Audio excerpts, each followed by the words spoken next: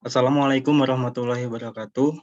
Om Swastiastu, Namo Buddhaya, Salam, Salam Kebajikan. Izinkan kami, kelompok pengantar hukum Indonesia, kelompok 1 tentang hukum tata negara, mempresentasikan hasil kerja kelompok kami. Adapun dosen pengampu pada mata kuliah kali ini adalah Bapak Pramono, SH.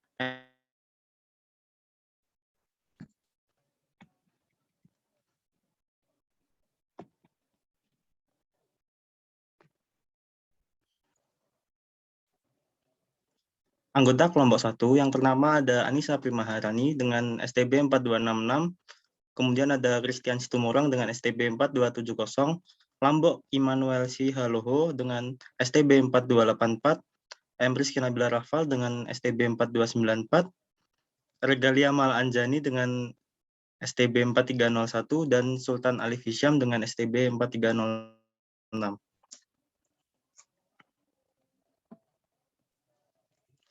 Rumusan masalah pada pembahasan kali ini yang pertama adalah apa pengertian dari hukum tata negara, yang kedua, apa saja asas-asas hukum tata negara, yang ketiga, bagaimana hubungan hukum tata negara dengan ilmu-ilmu lainnya, yang keempat, apa saja sumber hukum tata negara Indonesia.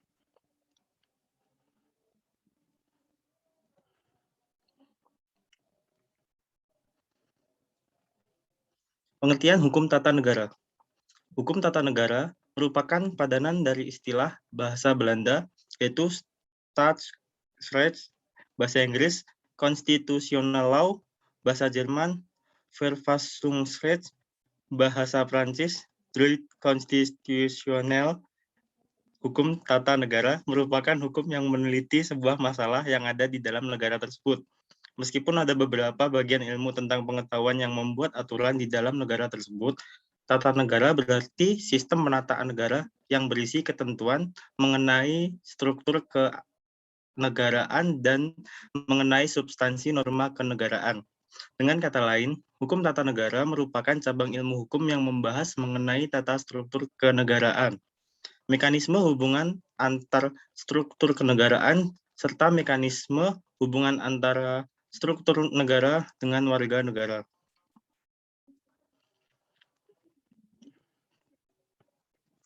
Menurut para ahli, yang pertama adalah Christian van Vollenhoven, hukum tata negara mengatur semua masyarakat hukum atasan dan masyarakat hukum bawahan menurut tingkatan-tingkatannya, yang masing-masing menentukan wilayah atau lingkungan rakyatnya sendiri-sendiri, dan menentukan badan-badan dalam lingkungan serta fungsinya masing-masing, serta menentukan pula susunan dan wewenangnya dari badan-badan tersebut. Yang kedua, menurut J. H. A. Lockman, hukum tata negara adalah hukum yang mengatur organisasi negara. Negara adalah organisasi jabatan-jabatan, dan jabatan merupakan pengertian yuridis dan fungsi, sedangkan fungsi merupakan pengertian yang bersifat sosiologis. Karena negara merupakan organisasi yang terdiri dari fungsi-fungsi dalam hubungannya satu dengan yang lain maupun dalam keseluruhannya, maka dalam pengertian yuridis, negara merupakan organisasi jabatan.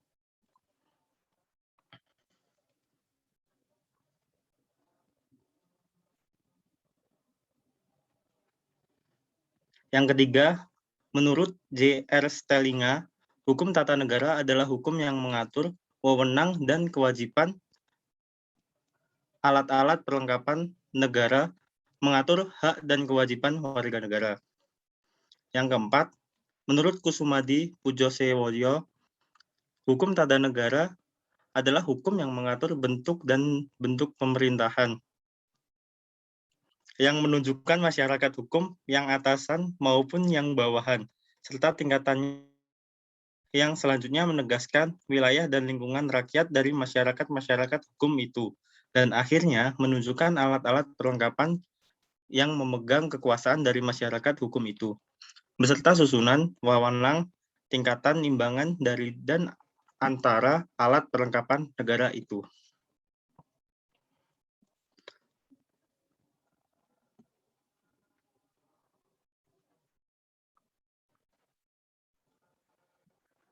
Yang selanjutnya adalah asas-asas hukum tata negara.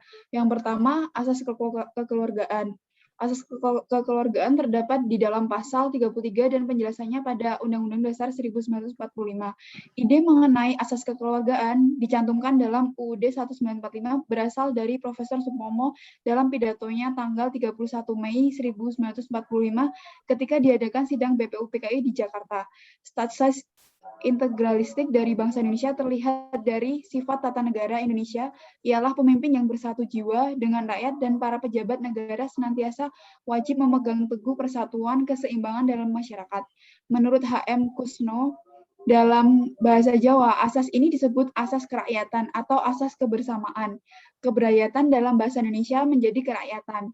Dalam pelaksanaannya, semangat kekeluargaan itu dapat diketahui pula pada hal sebagai berikut.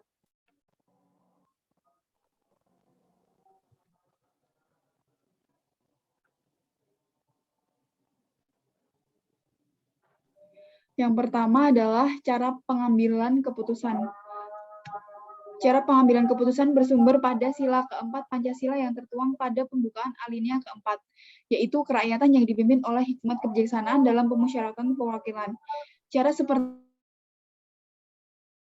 berarti keputusan yang diambil adalah kesepakatan bersama, atau dengan kata lain, mufakat berarti persetujuan bulat atau kesepakatan bersama. Menyadari bahwa kemungkinan mufakat akan mengalami kesukaran karena heterogennya masyarakat Indonesia, maka alternatif lain untuk mengambil keputusan seperti dirumuskan dalam pasal 2 ayat 3, pasal 6 ayat 2, dan pasal 37, yaitu bahwa Majelis Pemusyawaratan Rakyat menetapkan dengan suara terbanyak.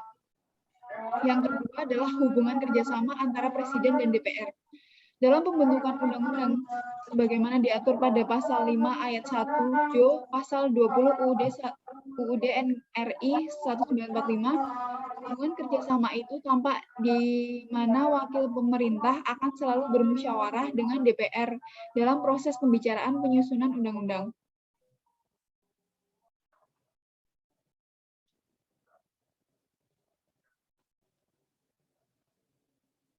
Yang kedua adalah asas kedaulatan rakyat. Istilah kedaulatan dipergunakan dalam berbagai pengertian.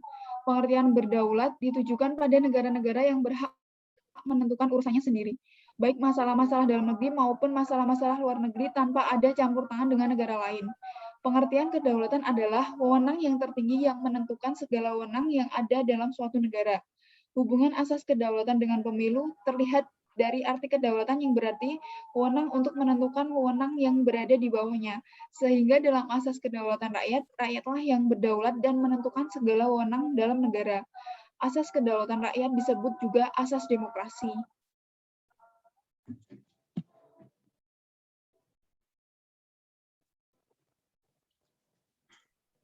Asas yang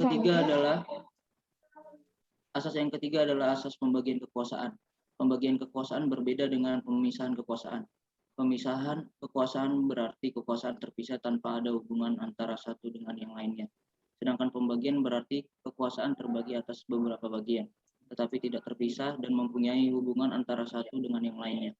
Pencetus teori pemisahan kekuasaan adalah John Locke dalam bukunya To Treatise on Civil Government, yang memisahkan antara legislatif, eksekutif, dan federatif. Diilhami pendapat John Locke, Montesquieu dalam bukunya L'Esprit des Lois mengemukakan bahwa dalam setiap pemerintahan terdapat 3 jenis kekuasaan, yaitu eksekutif, legislatif, dan yudikatif.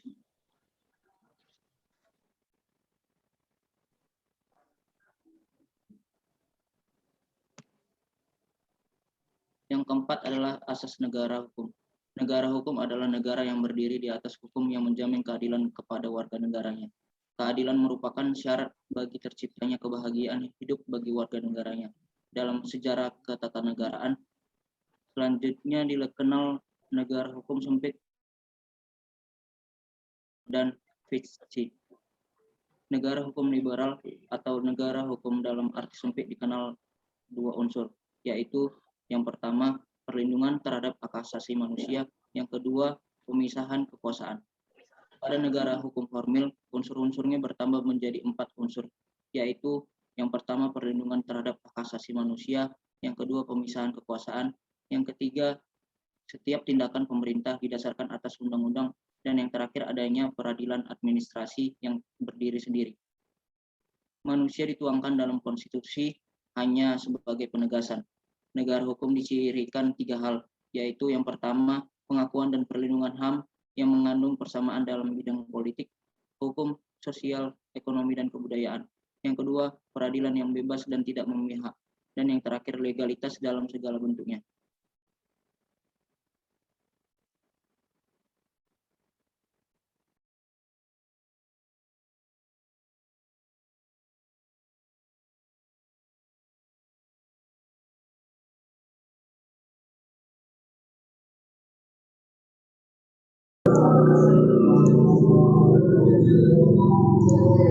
Hubungan hukum tata negara dengan ilmu-ilmu lainnya. Hukum tata negara memiliki hubungan dengan ilmu-ilmu kenegaraan lainnya seperti ilmu negara, ilmu politik, dan hukum administrasi negara atau HAM. Pertama, hubungan hukum tata negara dengan ilmu negara. Ilmu negara atau Staatskunde bahasa Belanda adalah ilmu pengetahuan yang menyelidiki asas-asas pokok mengenai negara dan hukum tata negara. Oleh karena itu, agar dapat mengerti dengan sebaik-baiknya sistem hukum ketatanegaraan suatu negara, sudah sepatutnya kita harus terlebih dahulu memiliki pengetahuan segala hal ihwalnya secara umum tentang negara yang didapat dalam ilmu negara. Dengan demikian, jelas bahwa hubungan antara ilmu negara dan hukum tata negara erat sekali. Ilmu negara dapat memberikan dasar-dasar teoritis untuk hukum tata negara.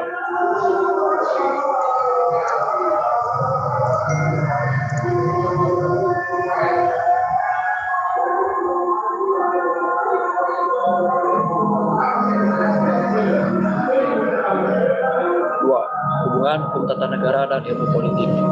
Ibarat tubuh manusia, maka ilmu hukum tata negara diumpamakan oleh Baren sebagai kerangka tulang-tulangnya. Sedangkan ilmu politik ibarat daging-daging yang melekat di sekitarnya, at les and bizir. Oleh sebab itu, untuk mempelajari hukum tata negara, terlebih dahulu kita memerlukan ilmu politik sebagai pengantar untuk mengetahui apa yang ada di balik daging-daging di sekitar kerangka tubuh manusia yang hendak diteliti. Dalam hal ini, negara sebagai objek studi hukum, tata negara, dan ilmu politik juga dapat diibaratkan sebagai tubuh manusia yang terdiri atas daging dan tulang.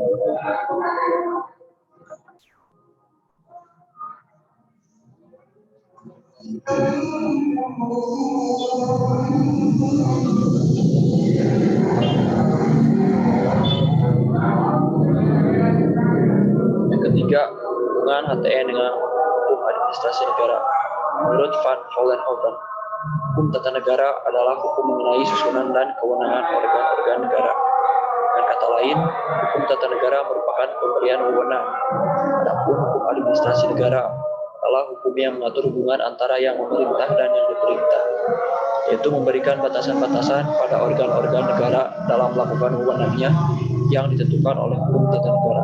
Organ-organ negara tanpa ketentuan dalam hukum tata negara adalah seperti sayap burung yang lumpuh. Sebaliknya, organ-organ negara tanpa ketentuan dalam hukum administrasi negara adalah seperti burung terbang bebas dengan sayapnya karena dapat mempergunakan kewenangan sekehendak hatinya.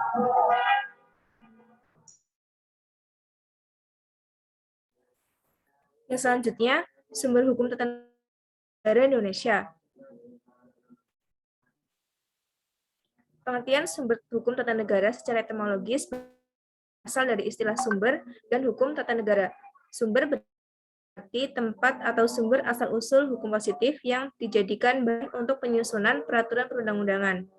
Sumber hukum terdiri dari sumber hukum tertulis dan tidak tertulis.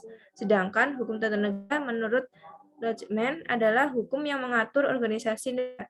Jadi, sumber hukum tata negara adalah sumber asal-usul dari mana hukum tata negara itu berasal, apakah dari hukum tertulis dan atau tidak tertulis.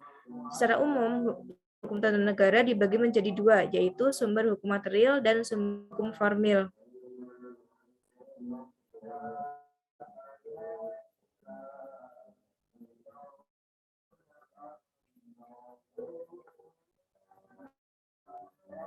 Yang pertama, sumber hukum material.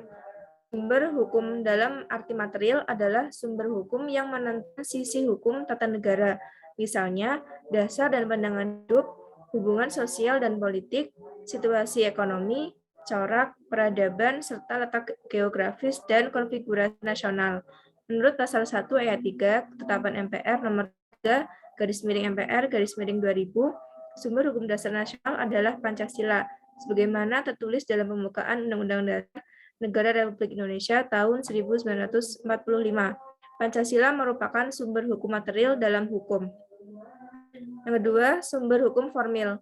Sumber hukum tata negara formil adalah sumber hukum yang dilihat dari segi bentuknya atau di mana mengambil hukum dengan melihat cara terjadinya atau terbentuk.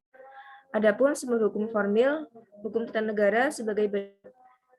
1. Undang-Undang Dasar 1945.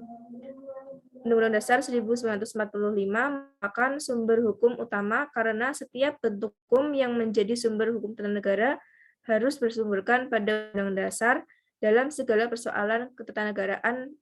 Penyelesaiannya haruslah terlebih dahulu mengacu pada Undang-Undang Dasar dari mengalir ketentuan-ketentuan pelaksana yang menurut tingkatannya masing-masing merupakan sumber hukum formil.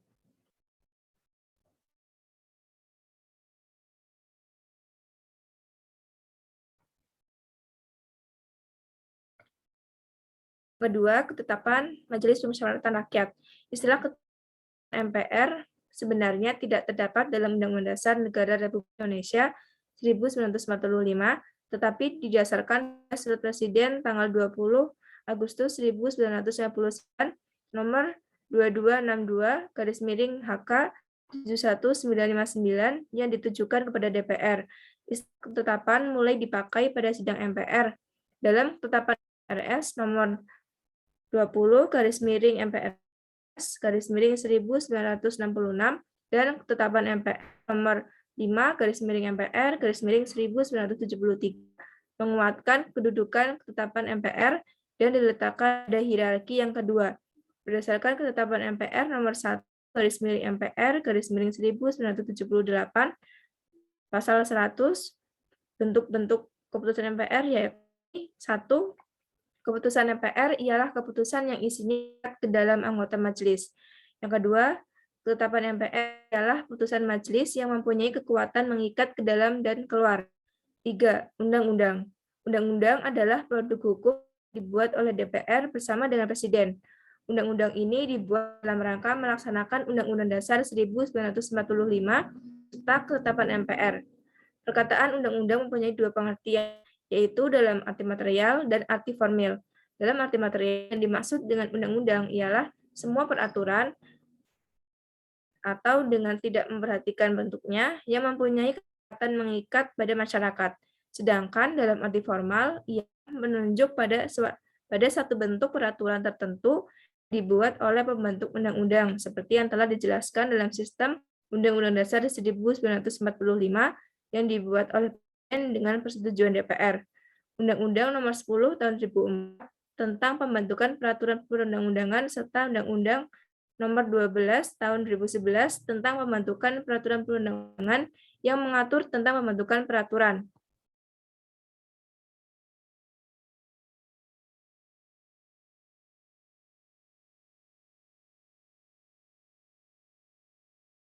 Yang keempat, peraturan pemerintah pengganti undang-undang atau Perpu. Perpu merupakan bentuk peraturan atau ketetapan yang dibuat oleh Presiden berdasarkan kewenangan pasal 22 Undang-Undang Dasar 1945 JO.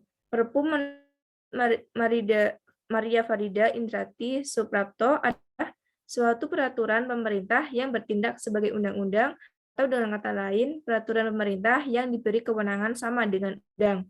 Jadi di sini Perpu tersebut sebenarnya genus dan peraturan pemerintah sehingga dalam praktik peraturan pemerintah ada dua jenis, yakni yang pertama jenis yakni peraturan pemerintah yang dibuat oleh Presiden untuk melaksanakan undang-undang. Yang kedua untuk menggantikan undang-undang guna mengatasi keadaan yang mendesak.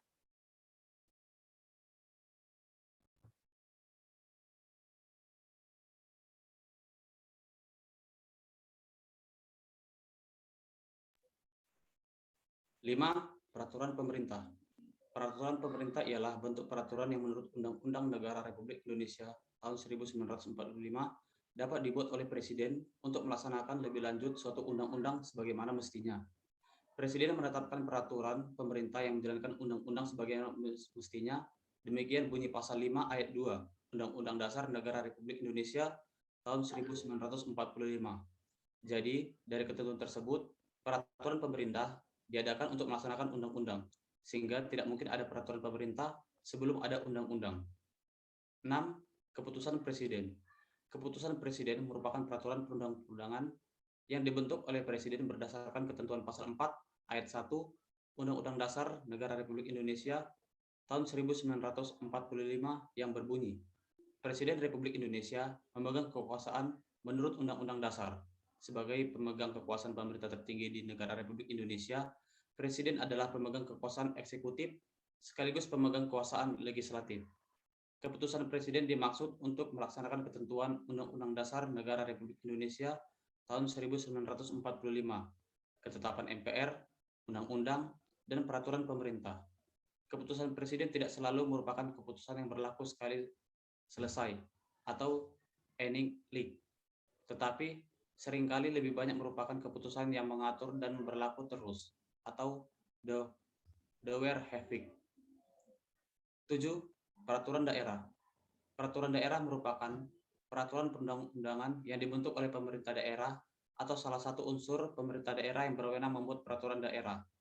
Jenis peraturan perundang-undangan daerah terdiri dari: pertama, peraturan daerah yang ditetapkan kepala daerah dengan persetujuan DPRD dalam rangka penyelenggaraan otonomi daerah dan penjabaran lebih lanjut, dan peraturan perundang-undangan yang lebih tinggi berdasarkan pasal 69 Undang-Undang Nomor 22 Tahun 1999 tentang pemerintah daerah, bahwasanya keputusan kepala daerah adalah keputusan yang ditetapkan sebagai kepala daerah, bukan sebagai kepala daerah, bukan sebagai kepala wilayah.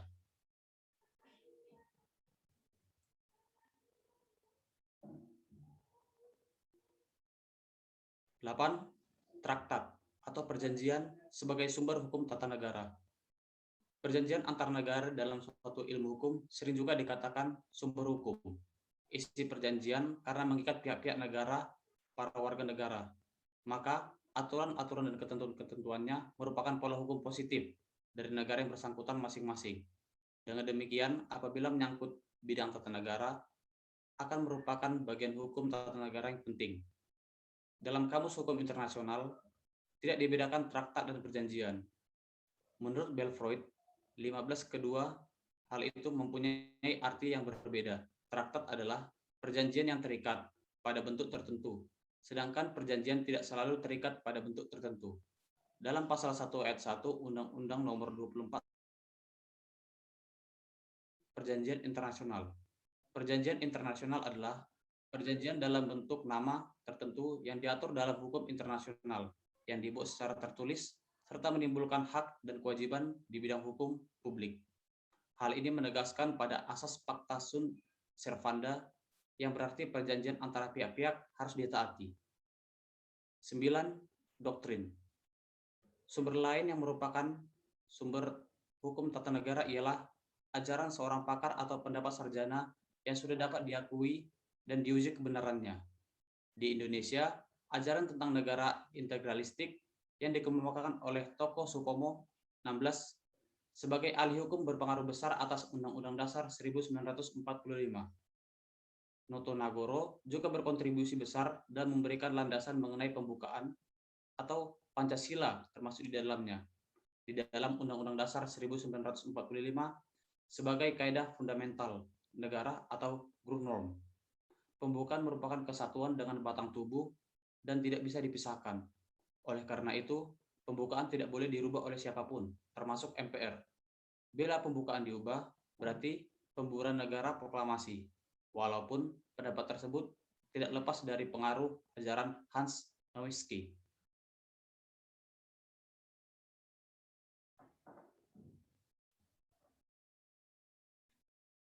Sepuluh, kebiasaan ketatanegaraan atau convention. Menurut Ismail Sani, konvensi ketatanegaraan diartikan sebagai perbuatan ketatanegaraan yang dilakukan berulang-ulang, sehingga dapat diterima dan ditaati dalam praktik ketatanegaraan suatu negara, walaupun perbuatan tersebut bukan hukum. Fungsi konvensi menurut Jennings dan 2, pertama, berfungsi memelihara agar peraturan hukum ketatanegaraan dapat mengikuti perubahan masyarakat dan perubahan pandangan dalam bidang politik. Kedua, berfungsi agar penyelenggara negara dapat menjalankan pemerintahannya. Adapun bentuk menurut Ware, konvensi dapat terjadi dalam 3 bentuk, yaitu yang pertama, konvensi menghapus beberapa ketentuan Undang-Undang Dasar. Kedua, konvensi mengalihkan kekuasaan yang telah ditetapkan Undang-Undang Dasar. Dan ketiga, melengkapi Undang-Undang Dasar atau peraturan hukum ketatanegaraan yang telah ada. Kehadiran konvensi dalam suatu ketatanegaraan Republik Indonesia didorong karena 1. Konvensi merupakan subsistem konstitusi yang selalu ada pada setiap negara, tanpa melihat sistem konstitusi yang dianut. 2. Republik Indonesia adalah negara yang berkedaulatan rakyat. Konvensi merupakan salah satu sarana menjamin pelaksanaan kedaulatan rakyat. Serta yang ketiga, pada saat ini telah terdapat praktik ketatanegaraan yang oleh sebagian pengamat dipandang sebagai konvensi.